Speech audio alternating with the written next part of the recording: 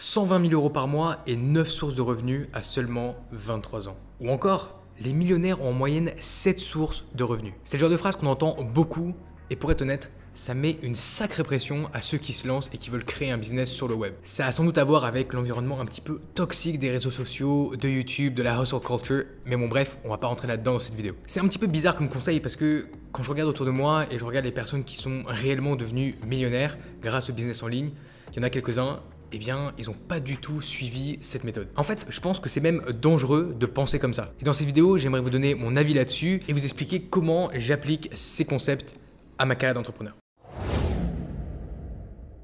Bon alors je vais pas y aller par quatre chemins, très clairement je pense que la diversification de vos revenus est une erreur. En tout cas au début et pendant un bon moment. Ce qui est important de savoir, c'est pas si les millionnaires ont 10, 15 ou 20 sources de revenus, mais comment ils ont bâti leur fortune initialement. Parce que c'est ça le plus difficile. Et là, il ne faut pas confondre la situation actuelle de quelqu'un et le chemin qu'ils ont emprunté pour en arriver là. Donc si vous voulez vous lancer et que vous n'êtes pas encore multimillionnaire, ce que j'imagine si vous êtes en train de regarder cette vidéo, eh bien il faut se concentrer sur la première partie de l'équation. Et à ce jeu-là, quand on regarde un petit peu les millionnaires, les milliardaires, bref les gens qui ont réussi à gagner pas mal d'argent, eh bien on se rend compte d'une chose assez vite, c'est qu'ils se sont concentrés sur une chose et une chose seulement. Et la plupart du temps, c'était avec un business qui était leur source de revenus principale. Dans le fond, vous préférez quoi ? Option 1, vous avez un business stable, croissant, qui génère environ 5 000 euros par mois, tous les mois. Et option 2, vous avez deux sites d'affiliation qui génèrent entre 500 et 800 euros par mois, une activité en trading avec des mois en positif et des mois en négatif, une boutique en dropshipping qui peut générer 10 000 euros par mois et puis zéro, et on va dire un autre business de print on demand qui vous rapporte entre 400 et 500 euros par mois de bénéfices. Vous pourriez être tenté de choisir la deuxième option, après tout c'est ce qu'on nous rabâche sur les réseaux sociaux à longueur de temps. Vous êtes plus diversifié, vous n'avez pas tous vos œufs dans le même panier. En plus c'est marrant, vous touchez un petit peu à tout et puis sur un bon mois vous avez quand même des revenus bien supérieurs. Sauf que la réalité derrière cette façade est assez différente. Première chose, c'est extrêmement difficile d'être excellent dans 4 ou 5 domaines différents. Et en plus de ça, vous allez tripler, quadrupler votre source de stress, les problèmes que vous allez à gérer et très franchement, il y a peu de chances que vous deveniez excellent dans 3, 4 ou 5 domaines en même temps. Et donc dit comme ça, d'un coup, eh bien, on se rend compte que de toutes ces sources de revenus, eh bien, il n'y en a aucune qui a le potentiel de réellement exploser. Idéalement, quand on débute, on se concentre sur la construction d'une seule source de revenus. Généralement, un business qui va vous rapporter du cash. Le but du jeu, c'est de devenir bon, compétent,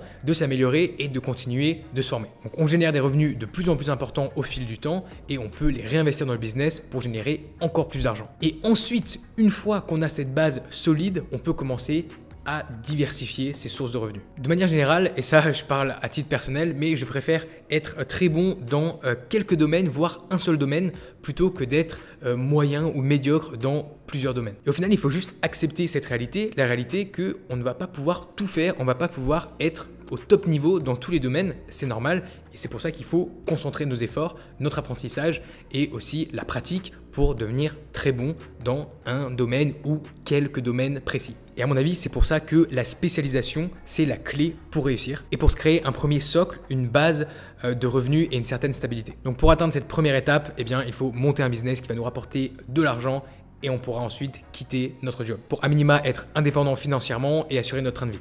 Et à mon avis, une fois qu'on a consolidé cette première source de revenus, on peut commencer à se diversifier. D'ailleurs, c'est même une bonne idée parce que justement, on ne veut pas avoir tous nos œufs dans le même panier et on veut commencer un petit peu à diversifier notre risque et notre exposition. Donc dans ce cas-là, on peut sortir de l'argent et l'investir, que ce soit activement ou passivement. Donc des exemples d'investissement passif, ça va être par exemple investir en bourse, acheter des ETF, des trackers qui vont au final suivre la performance d'un indice boursier des 500 plus grosses entreprises américaines, de tous les plus gros indices boursiers du monde ou d'un secteur en particulier. Alors bien sûr, avec ce genre d'investissement, vous allez avoir une rentabilité plus faible que si vous étiez très actif et que vous choisissiez exactement les meilleures actions, mais ça va aussi vous libérer du temps pour travailler sur votre business et ça va vous libérer pas mal d'espace dans la tête. Donc la deuxième option, ça va être d'être actif dans vos investissements et vraiment de les gérer, de gérer votre portefeuille, donc voilà, que ce soit la bourse, l'immobilier, les cryptos. Donc avec cette méthode, vous allez avoir plus de rentabilité, mais ça va évidemment aussi vous prendre beaucoup plus de temps. Et donc vous allez avoir moins de temps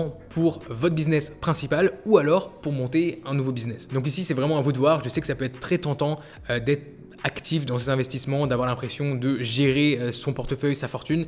Mais une chose qu'il faut savoir, c'est que là aussi, c'est des compétences qu'il va falloir apprendre, qu'il va falloir pratiquer parce qu'on ne devient pas gestionnaire de portefeuille du jour au lendemain, on ne devient pas expert trader en crypto du jour au lendemain et on ne devient pas non plus expert en immobilier du jour au lendemain. Donc toutes ces choses-là, forcément, si ça vous intéresse, ça peut être intéressant de se former, d'apprendre et vraiment de devenir bon dans ce nouveau domaine d'investissement. Donc là ici, il y a un calcul à faire, on va dire le coût de l'opportunité. Est-ce que pour vous et avec le niveau de revenu que vous avez, le niveau de fortune que vous avez, ça vaut le coup que vous arrêtiez de passer du temps sur votre business, ou en tout cas que vous en passiez beaucoup moins pour gérer vos investissements? Ça peut valoir la peine, mais en général, quand on vient de se créer cette première base de revenus, là on aura le meilleur retour sur investissement, sur notre temps, sur notre énergie, sur notre capital.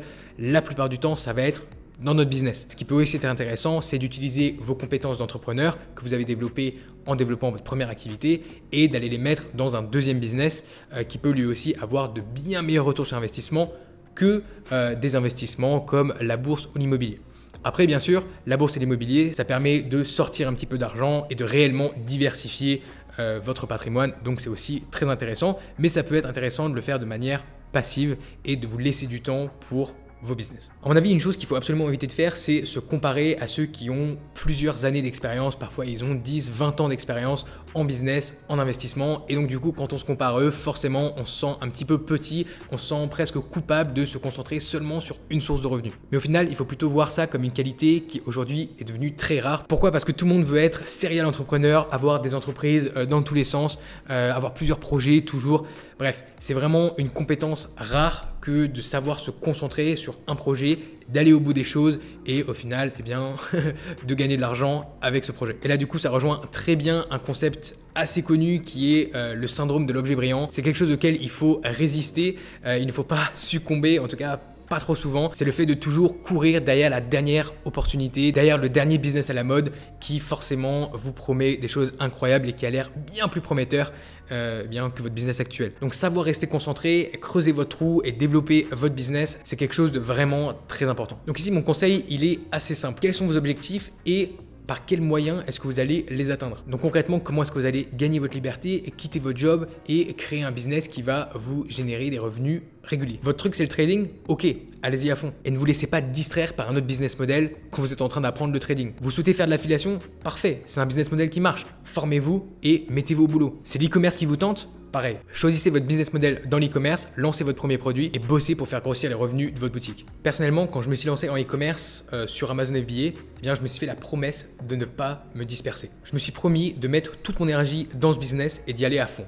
Parce que je savais que c'était un business model qui marchait, je savais que c'était un business model qui pouvait m'amener vers mes objectifs et je savais aussi qu'il y avait ce gros risque que je me disperse en chemin, que je m'impatiente, que je vois quelque chose qui ait l'air de briller plus fort, qui ait l'air plus intéressant et que j'abandonne en cours de route. Donc pendant 2 ans, j'ai concentré mon attention la plus totale. Et j'ai ignoré tous les autres projets qui avaient l'air intéressants, sexy, lucratifs, des idées amenées par des amis. J'ai tout ignoré, j'ai tout refusé. Et aujourd'hui, je suis extrêmement heureux d'avoir fait ça, d'avoir refusé toutes ces opportunités aussi sexy soient-elles, parce que ça a marché, ça a payé. Et aujourd'hui, mon business tourne très bien. Et ensuite, une fois que mon business avait atteint un bon niveau, me permettant de vivre sans avoir à y passer tout mon temps et avec des revenus suffisants, j'ai commencé à prendre un petit peu d'argent et à l'investir. Donc d'abord, je me suis diversifié financièrement pour ne pas avoir tout mon argent dans un business e-commerce. Donc ça a été tout ce qui était bourse, crypto, métaux précieux, ce genre de choses, pour avoir justement cette diversification de mon risque. Et bien sûr, j'ai aussi décidé de lancer un deuxième projet, un deuxième business avec cette chaîne YouTube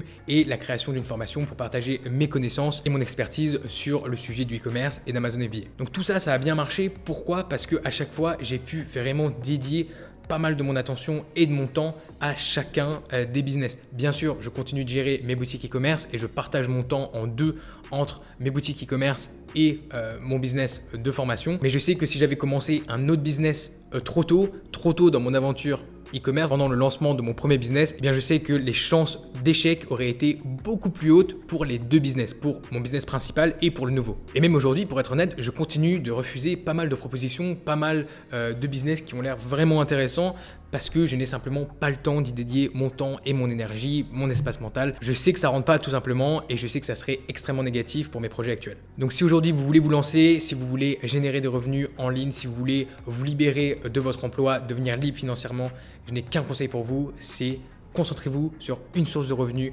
bossez sur votre business, développez votre business, créez-vous cette base de revenus et ensuite diversifiez-vous. J'espère que cette vidéo vous a plu et que vous allez avoir un petit peu moins de pression quand vous voyez tous ces titres de personnes qui disent avoir 7, 8, 10 sources de revenus différentes. Sachez que vous êtes sur le bon chemin si vous vous concentrez sur la construction d'une source de revenus. Si vous avez des questions, n'hésitez pas à les mettre juste en dessous dans la section commentaires. Je lis et je réponds à tous vos commentaires. Et bien sûr, si la vidéo vous a plu, mettez un gros pouce bleu, ça aide la chaîne dans l'algorithme de YouTube et ça supporte mon travail. Sur ce, je vous dis à très vite pour une nouvelle vidéo sur Liberté Digitale.